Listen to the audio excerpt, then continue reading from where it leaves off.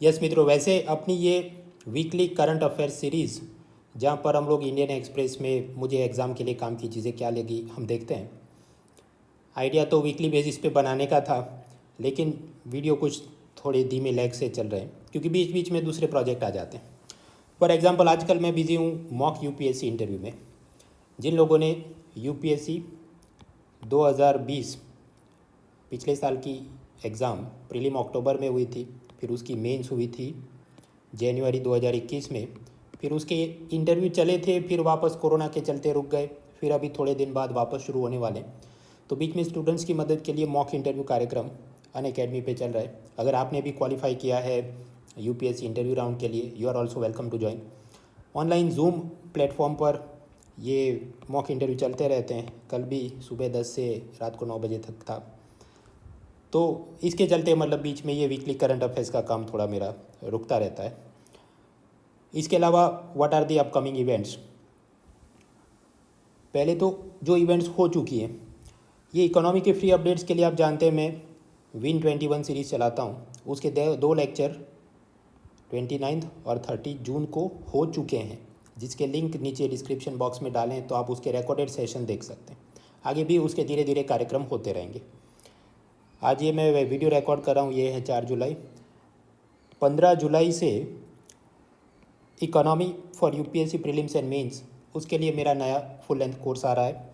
Live classes रात 9 बजे से, ताकि वर्किंग प्रोफेशनल होम मेकर सब लोग अटेंड कर सके। क्लास मिस भी हो जाए तो रिकॉर्डेड सेशन आप देख सकते हैं। Hand out, power point, weekly quiz, सब कॉम्प्रिहेंसिव कवरेज है। इसके अलावा ये अनअकैडमी का plus subscription model, it is just like this Netflix, Disney Hotstar, Amazon prime की आप एक सब्सक्रिप्शन भरेंगे और आपके सारे अलग अलग शो अनलॉक हो जाते हैं। तो चाहे वो हो हिस्ट्री, ज्योग्राफी, पॉलिटी, एनवायरनमेंट, सभी सब्जेक्ट। और अब वाजीराम के भी भूतपूर्व टीचर्स धीरे धीरे अनअकैडमी प्लेटफॉर्म ज्वाइन कर रहे हैं। For example international relation Pavneet Singh, anthropology optional Hima Bindu ma'am, polity Atish Mathur and many others. So you are welcome to join it. और चेकआउट के दौरान आप कूपन कोड यूज़ कर सकते हैं mrunal.org फॉर एडिशनल डिस्काउंट। खैर मेन मुद्दे पर आते हैं कि 2021 जून 3rd वीक में मुझे यूपीएससी एग्ज़ाम के लिए काम की चीज़ें क्या लगी। सबसे पहले इकोनॉमी में देखते हैं। और इकोनॉमी आप जानते हैं मैं 6 पिलर में पढ़ाता हूँ, तो उसी लॉजिकल सीक्वेंस में हम लोग पढ़ेंगे। सबसे पहले पिलर 1, तो उसमें money banking, finance, insurance. Banking में क्या, स्मॉल फाइनेंस बैंक, लघु वित्त बैंक। उसमें आरबीआई की ऑन टैप लाइसेंसिंग सिस्टम है। मतलब जैसे ड्राइविंग लाइसेंस होता है, आपने कोई नोटिफिकेशन ये तारीख को आएगा फिर मैं अप्लाई करूँ, ऐसा नहीं। जब जी चाहे आप अप्लाई कर सकते हैं, you get the licence if you are eligible. तो इसी तरह यहाँ पर ये एक सेंटम फाइनेंशियल सर्विसेज नाम की कंपनी को भी स्मॉल फाइनेंस बैंक का लाइसेंस मिला है। आगे ये भी प्लान है कि ये सेंट्रम और भारत पे ये दोनों मिलकर पंजाब महाराष्ट्र कोऑपरेटिव बैंक, जो कि स्कैम के चलते नेगेटिव न्यूज़ में है, कमज़ोर हो गई है, उसे ये लोग टेक ओवर करेंगे। खैर वो सब जब होगा तो देखेंगे। अभी तो जानने लायक ये कि ये सेंट्रम फाइनेंशियल सर्विसेज को कौन सा लाइसेंस मिला है। पेमेंट बैंक का लाइसेंस नहीं मिला, कमर्शियल बैंक का लाइसेंस नहीं मिला, उसको स्मॉल फाइनेंस बैंक का लाइसेंस मिला है।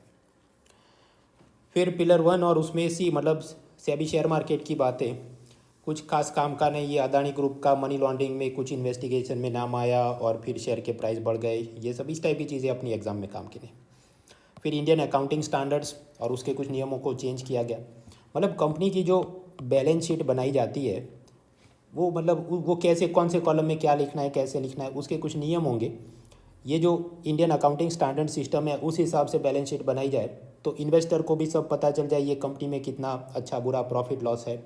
रेगुलेटर्स जैसे आरबीआई, सेबी वगैरह को भी पता चले ये कंपनी में कुछ धांधली या सब सही चल रहा है कि नहीं। इनकम टैक्स, जीएसटी, वो सब में भी कुछ टैक्स इवेजन अवॉइडेंस तो नहीं हो रहा है। They will come to know about it. So that is the benefit. खैर उसमें असल में क्या होगा, अगर आपने ये बीकॉम एमकॉम कोई कोर्स किया है और फिर यूपीएससी इंटरव्यू में जा रहे हैं और कुछ चर्चा में, then you may prepare it. Otherwise अपने लिए तो एक लाइन का मुद्दा था, इंडियन अकाउंटिंग स्टैंडर्ड्स हमने देख लिया। फिर हम चले पिलर 1D, यानी ये इंश्योरेंस, पेंशन, फाइनेंशियल इंक्लूजन, ये सब में क्या, माइक्रो फाइनेंस, सूक्ष्म वित्त, मतलब गरीब लोगों को छोटे छोटे लोन दिए जाए। तो इसमें गरीब लोग, उसकी क्या व्याख्या होगी। कि ग्रामीण इलाके में रहता है 1.25 लाख रुपीज़ की एनुअल इनकम, अर्बन एरिया में रहता है अप टू 2 लाख रुपीज़ की एनुअल इनकम। तो ऐसे सब लोग, और उन्हें छोटे छोटे जो लोन दिए जाएँ वो होते हैं माइक्रो फाइनेंस। उसकी अलग अलग कंपनियाँ, बंधन, उज्जीवन वगैरह। तो चर्चा में इसलिए कि गरीब लोग लोन तो ले लेते हैं, लेकिन फिर इतने सारे भी उनको लोन नहीं मिल जाने चाहिए। सपोज़ 5 अलग अलग माइक्रो फाइनेंस वालों से वो मोटी रकम ले ले लोन, हर एक से मान लीजिए 50-50 हज़ार करके, और फिर तो उसकी सारी जो इनकम है वो लोन चुकाने में ही चली जाएगी, मंथली इनकम, और फिर वो इतना कर्जदार हो जाएगा कि उसे सुसाइड करना पड़े। तो आरबीआई कुछ नए नियम बना रही है कि ये माइक्रो फाइनेंस के जो लोन होने चाहिए उसके भी जो ईएमआई मतलब मंथली इंस्टॉलमेंट्स वो इतने ऊंचे या ज़्यादा नहीं होने चाहिए कि किसी परिवार की 50% से ज़्यादा मासिक आमदनी, मंथली इनकम उसी में चली जाए। तो ये सब क्या है, छोटे छोटे कदम उठाए जा रहे हैं ताकि फाइनेंशियल इंक्लूजन का एक मतलब ये है कि सब लोगों को बैंकिंग, लोन, इंश्योरेंस ये सब सुविधा मिलनी चाहिए, लेकिन वो सुविधा ऐसी भी ना हो जाए कि वो डेट ट्रैप में फंस जाए या पूरे की पूरी उसकी इनकम सिर्फ लोन चुकाने में ही चलती रहे। So now how will they implement this thing, वो तो खैर जब और बड़े दिशा निर्देश आएंगे हम देखेंगे। दो तरीके हो सकते हैं, या तो सब आधार कार्ड से डेटा लिंक कर दो, तो एक आदमी ने एक माइक्रो फाइनेंस कंपनी से सपोज 50,000 लोन में लिए हैं तो दूसरी कंपनी वाले उसको लोन ही नहीं देंगे जब तक पुराना नहीं चुका दे। या फिर इंस्टॉलमेंट के कुछ नियम ऐसे होंगे कि एक एक इंस्टॉलमेंट की रकम हर महीने इतने से ज़्यादा नहीं हो सकती वगैरह। खैर इतना भी दिमाग हमको लगाने की ज़रूरत नहीं, सफिशेंट टू नो कि आरबीआई यहाँ ऐसे कुछ कदम उठा सकती है। उसके बाद economy, second pillar budget taxation. आप जानते हैं अभी तो इनडायरेक्ट टैक्स में बड़ी चीज़ क्या है, GST, goods and services tax. जब ये नहीं था तो सेवाओं के ऊपर केंद्र सरकार का सर्विसेज टैक्स, सेवा कर लगता था। उस ज़माने में अमेज़ॉन की एक क्लाउड टेल कंपनी, उसने कुछ टैक्स भरा था, नहीं भरा था, उसकी कंट्रोवर्सी और केस चल रहा है, अपने लिए कुछ काम का नहीं। बजट टैक्सेशन के साथ जुड़ा एक और मुद्दा, जब हम कहें बजट, पब्लिक फाइनेंस, एक मुद्दा आता है डिसइन्वेस्टमेंट और फिर पब्लिक सेक्टर अंडरटेकिंग्स, सार्वजनिक क्षेत्र के उपक्रम। दो कंपनियां बीएसएनएल, एमटीएनएल, कुछ मर्जर करने की बात हुई, फिर मर्जर के बाद कि और एफिशिएंट हो जाए इसलिए कुछ ऑफिसर्स को वीआरएस देते हैं, वॉलेंटरी रिटायरमेंट स्कीम। उसमें ये होता है कि मान लीजिए बीएसएनएल कंपनी में रिटायरमेंट एज हो मान लीजिए 60 ईयर्स, लेकिन बहुत ज़्यादा स्टाफ सरकारी कंपनी में हो गया हो और अब उनको लगे कि कॉस्ट एफिशिएंसी के लिए कम स्टाफ चाहिए, तो कुछ लोग जो सपोज़ कि 51 ईयर्स के हों उन्हें ऑफ़र दिया जाए कि आप अभी से रिटायरमेंट ले लो क्योंकि अब आपकी हमें ज़रूरत नहीं है, और उसके बदले हम आपको एक पैकेज देंगे कि मान लीजिए 10 लाख 15 लाख रुपए, और आपको कुछ लोन दिलवा देंगे, आपको थोड़ी स्किल ट्रेनिंग ताकि आप अपना पर्सनल बिजनेस शुरू करें। तो वो होता है वीआरएस। वक्त से पहले स्वैच्छिक रूप से आप ही सेवानिवृत्ति ले लीजिए ताकि हमारी जो सरकारी कंपनी है या सरकारी बैंक है उसका थोड़ा सैलरी बिल और बर्डन कम हो जाए।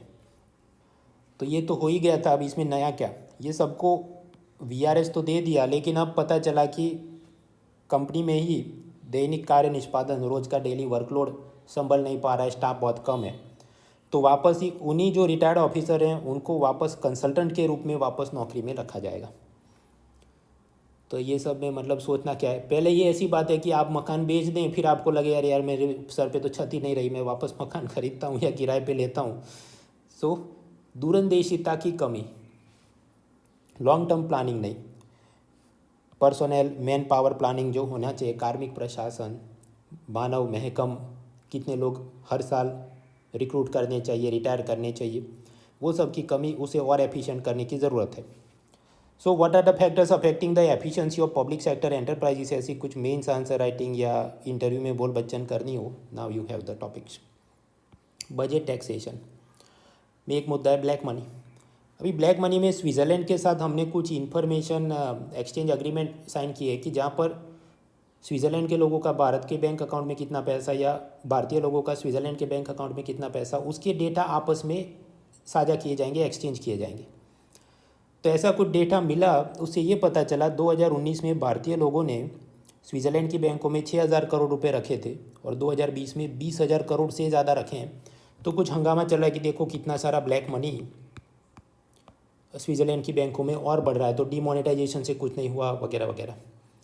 हालांकि इट इज़ नॉट नेसेसरी कि each and every rupee deposited in the Switzerland bank is black money.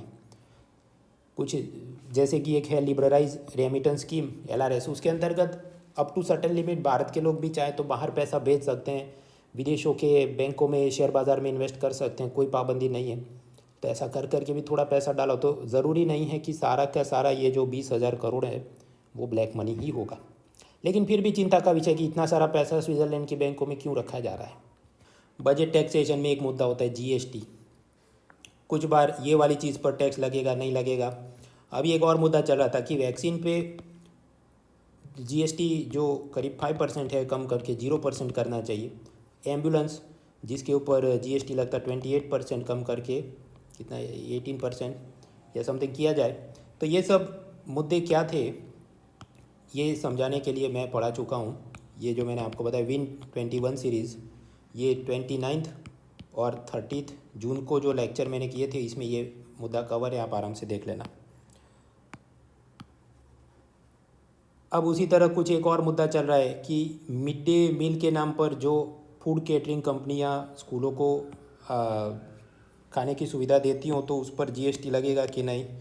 तो central board of indirect taxes and custom ने कहा है कि नहीं लगेगा। खैर ये मेरे हिसाब से कोई इतनी ज़ोरदार काम की चीज़ नहीं लगती। ये सब पब्लिक सेक्टर अंडरटेकिंग्स की बात करें। ऑर्डिनेंस फैक्ट्री बोर्ड मतलब हथियार और गोला बारूद बनाने के सब सरकारी फैक्ट्रियाँ, उसके ऊपर जो संचालन करने के लिए बोर्ड होगा, तो उसको डिसॉल्व करेंगे, विलीन करेंगे और उसकी जगह 7 नई सरकारी डिफेंस पब्लिक सेक्टर अंडरटेकिंग्स बनाए जाएंगे। ऐसा सरकार कुछ सोच रही है ताकि वहाँ पर सब अकाउंटेबिलिटी, ऑटोनॉमी, एफिशिएंसी, बेहतरी से कार्यदक्षता से कार्य हो सके। हालांकि मेरे हिसाब से ये GS के लिए इतना कोई ज़ोरदार मुद्दा नहीं है। ऑफकोर्स अगर पब्लिक एडमिनिस्ट्रेशन आपका ऑप्शनल सब्जेक्ट है तो फिर आपने और इस पर सोचना चाहिए, forms of organisation, how it improves efficiency वगैरह। फिर चलते हैं third pillar, that is international trade, FDI, FII वगैरह। अमेरिका की RBI मतलब US फेडरल रिजर्व, तो वो लोग भी शॉर्ट टर्म में लोन देते होंगे अपने बैंकों को। मान लीजिए वो रेपो रेट समझिए कि 1% चल रहा है, इसको बढ़ा के कर दे 2%, तो उसका मतलब क्या, लोन महंगे होंगे। तो कुछ ऐसे FII जिन्होंने भारत के शेयर बाज़ार में इन्वेस्ट किया वो क्या सोचें कि इधर अभी शेयर बाज़ार थोड़ा धीमा चल रहा है भारत का, क्यों ना मैं अपना पैसा निकाल के वापस चला जाऊं, और वहाँ पर अब जो लोन महंगे हो गए तो मैं वहाँ पर 1.5% पर बिजनेसमैन को लोन ऑफर करूँ, क्योंकि बैंक वाले तो 2% मांग रहे होंगे, तो बिजनेसमैन मुझसे पैसा ले लेगा, मैं उसके बॉन्ड खरीद लूँगा और मुझे अच्छा रिटर्न मिलेगा वगैरह। तो ऐसा सब सोच के ये क्या करेंगे, थर्ड वर्ल्ड कंट्री से FII वाले अपना सारा पैसा निकाल के भाग जाएंगे। तो उसके चलते डॉलर की शॉर्टेज होगी भारत के एक्सचेंज, फॉरेन एक्सचेंज बाज़ार में, तो उस हिसाब से डॉलर और महंगा हो जाएगा, रुपया और कमज़ोर हो जाएगा। ऐसा सब एक ज़माने में हुआ था। और उसके साथ जुड़ा एक मुद्दा था टेपर टेंट्रम, तो वापस से कॉलमनिस्ट को कि नहीं वो हुआ था तो अब वापस ये हो सकता है करके लंबी चौड़ी कॉलम लिखते हैं। भाई इतना कुछ दिमाग खर्च करने का फ़ायदा नहीं, क्योंकि ये टेक्निकल मुद्दा है, बहुत दिमाग खर्च करने का फ़ायदा नहीं। 1-2 लाइन में पता होना चाहिए कि अच्छा वहाँ पर या तो रेपो रेट बढ़ जाए या उनकी सेंट्रल बैंक अपने बॉन्ड परचेज रीपरचेज कार्यक्रम कम कर दे, तो ये सब करेंसी एक्सचेंज रेट में कुछ दिक्कतें आती हैं। 1-2 लाइन में पता होना चाहिए, बहुत ज़्यादा दिमाग खर्च करने का इसमें फ़ायदा नहीं। इसके बाद इकोनॉमी पिलर 4, ये for agriculture, food grain procurement. आप जानते हैं कि भारत सरकार मिनिमम सपोर्ट प्राइस, न्यूनतम समर्थन मूल्य पर किसानों से अनाज खरीदती है, तो उसमें भी राइस का MSP बहुत बढ़ाते रहते हैं ताकि किसान खुश रहें। और इतना सारा राइस प्रोक्योर कर लिया कि असल में तो गरीबों को वितरण करने के बाद भी बहुत सारा बच जाता है, तो वो सब बचा कुचा राइस उसको कहाँ स्टोर करे, बिगड़ रहा है। तो सरकार ने सोचा कि ये सारी चीज़ डिस्टिलरीज मतलब जो अल्कोहल बनाने वाले होंगे, कुछ इंडस्ट्रियल पर्पज़ से अल्कोहल बनाएंगे, कुछ शराब पीने वाले बनाएंगे, कुछ पेट्रोल के साथ ब्लेंडिंग करने के लिए इथेनॉल बनाएंगे, तो उन सबको 20 रुपये प्रति किलो पर ये सारा चावल जो बचा कुचा है वो बेच देंगे, क्योंकि हमारे गोडाउन में जगह कम है। तो वैसे तो आपको लगे कि अच्छी बात है कि इससे तो वायु प्रदूषण कम होगा जब हम इथेनॉल ब्लेंडिंग करेंगे पेट्रोल के साथ, लेकिन फिर भी 2 कारण से ये ख़राब चीज़ है। एक तो ये राइस कल्टीवेशन जितना होता है तो सोचो उसमें कितना सारा पानी बर्बाद हुआ। और दूसरा ये एफसीआई ने जो ख़रीदा मिनिमम सपोर्ट प्राइस पर राइस, तो वहाँ पर भी ऑफकोर्स एमएसपी करीब 18 से 19 रुपये प्रति किलो पर ख़रीदा होगा, लेकिन उस पर भी लागत खर्च आते हैं, operational cost, transportation cost, staff salary, ये सब करके एफसीआई को करीब 1 किलो चावल 30 रुपये में समझिए कॉस्ट प्राइस हो रहा है उसका। और वो बेच कितने में रहेगा? अभी गरीबों को सस्ते में बेचे तो समझ में आता है, okay that is required for welfare state, लेकिन यहाँ तो डिस्टिलरीज, ये शराब और अल्कोहल बनाने वाली कंपनियों को 20 रुपये के सेलिंग प्राइस पे भी दिया जा रहा है। तो मतलब लॉस कितना हुआ? -10 रुपीज़। और असल में फिर सरकार सब्सिडी के स्वरूप में ये देगी, तो मतलब ये कितने हद तक जायज़ है? एक तो पानी बर्बाद हुआ और ये सब चीज़ें। ये सब चिंता का विषय है, that is the gist of it. हमको इधर झंडा लेके कुछ समाज सुधार और दुनिया सुधार कर रहे हैं क्या? वैसे करनी चाहिए, नौजवानों की जिम्मेदारी है, लेकिन हम इधर कॉम्पिटिटिव एग्ज़ाम की तैयारी कर रहे हैं, तो एक लिमिट तक हमने चिंता करके फिर नेक्स्ट टॉपिक तैयार करना चाहिए। दूसरा भी मुद्दा घिसा पिटा, वही मेरे ख्याल से 3-4 बार इंडियन एक्सप्रेस ने एक ही मुद्दे पर कॉलम छापते रहते हैं। बात कुल मिलाकर ये है कि भारत से जो एक्सपोर्ट हो रहा है एग्रीकल्चर, उसमें नंबर 1 पर है राइस। और वो इतना सारा राइस जो बाहर एक्सपोर्ट हो रहा है, उससे मतलब 1-1 किलोग्राम सपोज़ हम राइस एक्सपोर्ट करते हैं तो 3 से 5 हज़ार लीटर उसमें पानी इस्तेमाल हुआ होता है। 1 किलो शुगर एक्सपोर्ट करो 2000 लीटर पानी इस्तेमाल। So we are exporting water, और यहाँ पर ग्राउंड वाटर की शॉर्टेज हो रही है। दूसरा, ये राइस कल्टीवेशन में ढेर सारा ग्रीन हाउस गैस एमिशन हो रहा है। और ये पब्लिक डिस्ट्रीब्यूशन सिस्टम, सार्वजनिक वितरण प्रणाली में भी जो चावल खरीद के गरीबों को देने चाहिए, वहाँ से भी बहुत सारा चोरी और गबन हो के एक्सपोर्ट हो रहा है बिकॉज ऑफ करप्ट ऑफिशियल। तो ये सब भी क्या चिंता का विषय है।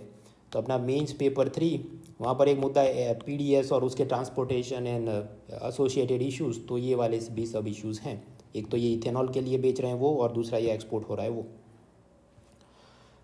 फिर पिलर 4 के अंदर भी मैन्युफैक्चरिंग सेक्टर, तो गोल्ड मैन्युफैक्चरिंग या गोल्ड ज्वेलरी की हम बात करें, वहाँ पर हॉलमार्किंग होगा। जैसे हेलमेट पे होता है आईएसआई मार्क, तो हमें हम सुनिश्चित रहें, वी कैन बी एश्योर्ड कि अच्छी क्वालिटी है और हमको सेफ रह गया। तो उसी तरह ये जो सोने के गहने हम खरीद रहे हैं, प्योर क्वालिटी है कि नहीं, मतलब 22 कैरेट, 18 कैरेट, 14 कैरेट, और कौन से जौहरी ने बनाए हैं वगैरह के लिए ये स्वर्ण मानक होंगे, गोल्ड हॉलमार्किंग। वैसे ये जुलाई अगस्त से लागू होने वाला था, लेकिन यहाँ पर छोटे ज्वेलर्स को इसमें रियायत दी गई कि 40 लाख तक का टर्नओवर है, इसके लिए ये कंपलसरी नहीं होगा ऐसा मार्क के साथ बेचना।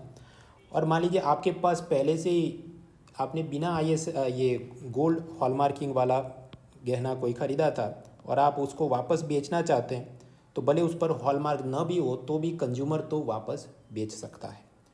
सोना बेचने गए ग्राहक तो बिना हॉलमार्किंग के भी होगा तो खरीदने पर कोई पाबंदी नहीं होगी।